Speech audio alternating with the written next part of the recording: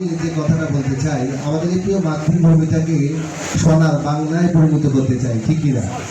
এটা সকলের সহযোগিতা ছাড়া সম্ভব নয়।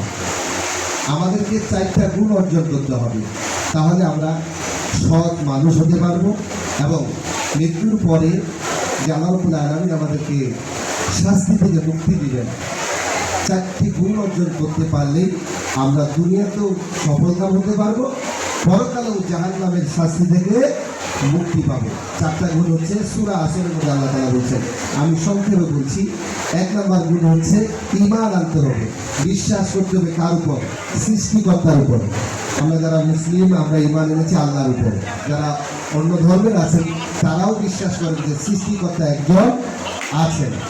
যদি এটা বিশ্বাস করি তাহলে একটা মানুষ প্রশাসনের চোখে ফাঁকি দিয়ে অন্যায় কাজ করতে পারে। রাতের অন্ধকারে তার প্রশাসন দেখে না, কিন্তু সৃষ্টিকর্তার ভয় যদি কারো অন্তরে থাকে, সে রাতের অন্ধকারেও তো সৃষ্টিকর্তা দেখে। কথা ঠিক না বেটি? তাহলে সে কি করবে না? অন্যায় করবে না, দুর্নীতি করবে না, চাঁদাবাজি করবে না, মানুষের সম্পদ আত্মসাৎ করবে না। 1 নম্বর গুণ হচ্ছে আমাকে কি করতে হবে? বিশ্বাস করতে হবে যে আমার সৃষ্টিকর্তা আমাকে দেখছেন।